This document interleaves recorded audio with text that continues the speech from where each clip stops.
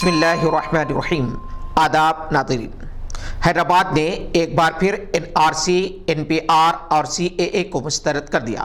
مسلم متحدہ مجلس عمل کے پرچم تلے عیدگاہ میر عالم سے شاستری پورم تک نکالی گئی ایک تاریخ ساز ترنگا ریالی کا اس عزم کے ساتھ اختتام عمل میں آیا کہ سیاہ قوانین کو قبول نہیں کیا جائے گا۔ یہ ریالی جس میں ہر مذہب طبقے سے تعلق رکھنے والے لاکھوں افراد نے شرکت کی، کسی بھی صورت میں اس قانون کو قبول نہیں کیا جائے گا اور جب تک یہ قانون واپس نہیں لیا جائے گا اس وقت تک احتجاج جاری رہے گا۔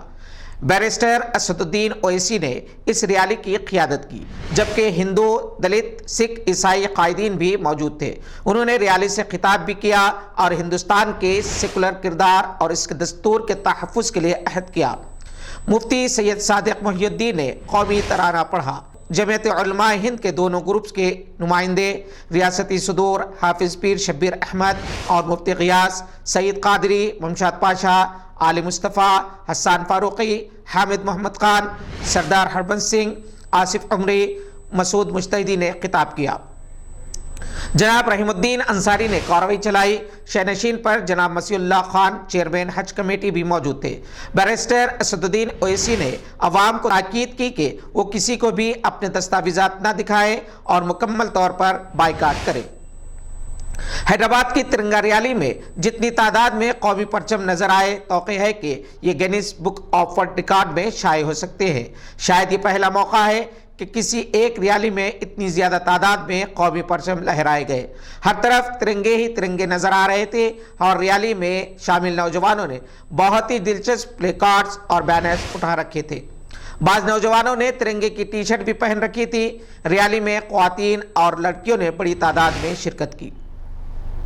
ہندوستان کی 100 سے زائد سرکردہ شخصیات نے، جن میں دہلی کے سابقہ لیفٹننٹ گورنر نجیب جنگ، سابقہ ہندوستانی سفیر برائے برطانیہ شیو شنکر مکھرجی، سابقہ director general police Julio Ribeiro, Asian development bank کے سابقہ ایگزیکٹو ڈائریکٹر پی کے نہری، ہرش مندر، سجاتا راؤ، راجستھان سابقہ چیف سیکریٹری صلاح الدین احمد، وزارت خارجہ کے 3 سابقہ سیکریٹریز شیام سرن، شیو شنکر مینن اور شجاتا سنگھ شامل ہے۔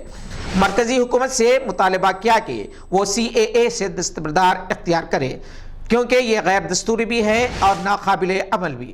اس قانون پر عمل آوری، صلاحیت اور توانائی کو ضائع کرنا ہے۔ NRC اور NPR دراصل شہریوں کے نجی حقوق پر حملہ ہے۔ اس کے علاوہ ہندوستان میں جس طرح کی صورتحال پیدا ہو گئی ہے، اس سے بین الاقوامی سطح پر ہندوستان اپنی اہمیت سے محروم ہوتا جا رہا ہے۔ ہندوستانی سپریم کورٹ نے آج صبح کشمیر میں انٹرنیٹ بندش کو ایک غیر آئینی اقدام قرار دیتے ہوئے اپنا فیصلہ سنایا۔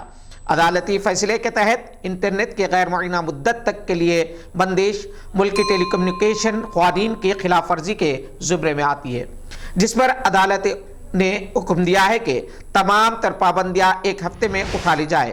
عدالت عظمیٰ کے فیصلے میں کہا گیا ہے کہ کوئی شک نہیں کہ جمہوری نظام میں اظہار رائے کی آزادی اہم ہوتی ہے۔ اظہار رائے کی آزادی کے تحت انٹرنیٹ تک رسائی بنیادی حقوق میں شامل ہے۔ سپریم کورٹ کا کہنا ہے کہ اختلاف رائے کو دبانے کے لیے دفعہ 144 کو نافذ نہیں کیا جا سکتا۔ واضح رہے کہ گزشتہ برس اگست 2019 سے کشمیر میں انٹرنیٹ سروس جزوی طور پر معطل ہے۔ فلمی اداکارہ دیپیکا پڈوکون ہندوستانی طلباء کے ایک نئی ہمدرد کے طور پر ابھری ہے۔ وہ JNU کے زخمی طلباء سے ملاقات اور ان سے ہمدردی کے اظہار کے بعد BJP اور سنگھ پریوار کے نشانے پر ہے، جن کی فلم چھپاک کا بائیکاٹ کرنے کی سنگھ پریوار اور BJP نے اپیل کی ہے۔ تاہم ان کی فلم چھپاک نے فلم بینوں کا دل جیت لیا ہے۔ یہ فلم لکشمی اگروال کی زندگی پر بنائی گئی ہے، جن پر تیزاب سے حملہ کیا گیا تھا۔ اس فلم کے ناقدین نے زبردست تعریف کی ہے، کیونکہ اس میں ایک ایسی مجبور لڑکی کی زندگی کو بہت ہی حساس اور متاثر کن انداز میں پیش کیا گیا، جس کا حسن ایک تیزابی حملے نے چھین لیا، مگر اس نے حالات سے مقابلہ کرتے ہوئے جینے کی ٹھانی اور دوسروں کو حوصلہ عطا کیا۔ دیپیکا پڈوکون نے جوہی چاولہ، شتروگھن سنہا، ٹی وی اداکار شیوشانت کی تائید حاصل ہو رہی ہے۔ طلباء اور نوجوانوں میں دیپیکا پڈوکون نے اپنی ہمت اور بہادری کی وجہ سے اور زیادہ مقبول ہو گئی ہے۔ البتہ فلم سازوں میں کشمکش ہے، انہیں ڈر ہے کہ اس فلم کے بائیکاٹ کا اثر ہونے پر نقصان ہو سکتا ہے۔ اب کچھ عالم اسلام پر نظر۔ مشرق وسطیٰ میں کشیدہ صورتحال کے باوجود جاپان کے وزیر اعظم شینزو آبے مشرق وسطیٰ کے ممالک کا دورہ 11 جنوری سے 15 جنوری تک کر رہے ہیں۔ اس دوران وہ سعودی عرب، متحدہ عرب امارات اور عمان جائیں گے۔ ان کے اس دورے کا مقصد خطے میں کشیدگی کم کرنے کے لیے ثالثی کی کوشش بتایا جا رہا ہے۔ مشرق وسطیٰ میں امریکہ اور ایران کے درمیان جاری کشیدگی میں کمی کے بعد عالمی منڈی میں تیل کی قیمتوں میں کمی واقع ہوئی ہے۔ برطانوی ذرائع ابلاغ رائٹرز کے مطابق جنرل قاسم سلیمانی کے قتل اور پھر عراق میں 2 امریکی فوجی ٹھکانوں پر ایرانی کی جوابی کارروائی نے قیمتوں میں $3 فی بیرل سے بھی زیادہ اضافہ کر دیا تھا۔ امریکی فیصلے کے بعد کہ ایران پر حملہ نہ کیا جائے گا، مشرق وسطیٰ کے حالات بظاہر نارمل ہوتے نظر آ رہے ہیں، جس کی وجہ سے خام تیل کی قیمتوں میں جو اضافہ کیا گیا تھا کمی واقع ہوئی ہے۔ پاکستان کے وزیر خارجہ شاہ محمود قریشی نے پاکستان میں متعین نئے ایرانی سفیر سید محمد علی حسینی سے ملاقات کی۔ اس موقع پر دونوں قائدین کے درمیان ایران امریکہ کشیدگی اور خطے میں امن و امان کی صورتحال پر تبادلہ خیال کیا گیا۔ پاکستانی ذرائع ابلاغ کے مطابق شاہ محمود قریشی نے کہا ہے کہ پاکستان خطے میں کشیدگی کم کرنے کے لیے بھرپور کردار ادا کرے گا۔ انہوں نے کہا کہ خطے میں بڑھتی ہوئی کشیدگی کسی کے مفاد میں نہیں ہے۔ کسی بھی ملک کے نوجوان ملک کی تعمیر و ترقی اور خوشحالی میں اہم رول ادا کرتے ہیں۔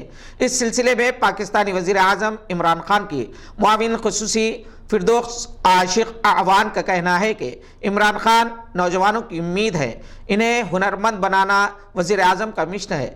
روزنامہ پاکستان آن لائن کے مطابق 30 ارب روپے کا ہنرمند پاکستان پروگرام نوجوانوں کی ترقی اور انہیں باصلاحیت بنانے میں سنگ میل ثابت ہوگا۔ معاون خصوصی نے کہا ہے کہ یہ پروگرام نوجوانوں کو تعلیم و تربیت اور ٹیکنالوجی کی مہارت سے لیس کر کے عصری تقاضوں کے ہم پلہ بنائے گا۔ 3 جنوری کی صبح ایران کے دارالحکومت تہران میں گر کر تباہ ہونے والا یوکرین مسافر طیارہ جس میں 176 افراد ہلاک ہو گئے تھے، حادثے کا شکار ہونے والے اس طیارے پر شکوک و شبہات پائے جا رہے ہیں۔ ایران نے امریکہ، کینیڈا اور برطانوی حکام کا ان دعووں کی تردید کی ہے کہ ایرانی فضائیہ حدود میں یوکرین کے طیارے کو حادثہ ایرانی طیارہ شکن میزائل لگنے کے باعث پیش آیا تھا۔ کینیڈا کے وزیر اعظم جسٹن ٹروڈو نے کہا ہے کہ انہیں متعدد ذرائع سے ملنے والی اطلاعات سے اشارہ ملتا ہے کہ یہ طیارہ ایران کے زمین سے فضا میں مار کرنے والے میزائل کا نشانہ بنا ہے۔ تاہم انہوں نے یہ بھی کہا کہ ممکن ہے کہ یہ عمل غیر ارادی طور پر ہوا ہو۔ امریکی محکمہ دفاع پینٹاگون کے ذرائع نے دعویٰ کیا ہے کہ انہیں یقین ہے کہ طیارے کو میزائل نے نشانہ بنایا ہے۔ ایران کی جانب سے حادثے کی تحقیقات کی جا رہی ہے۔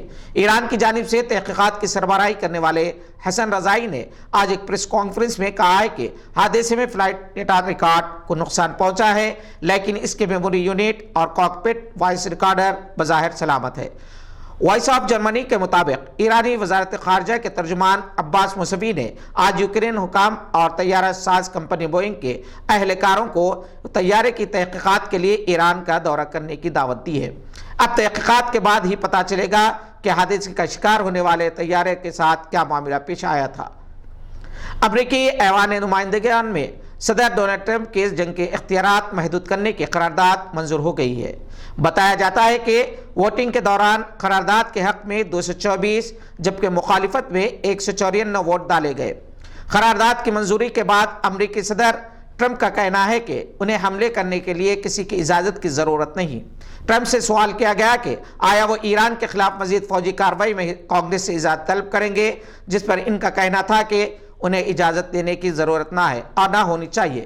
یہ تھی آج کی کچھ اہم خبریں۔ دیکھتے رہیے گواہ۔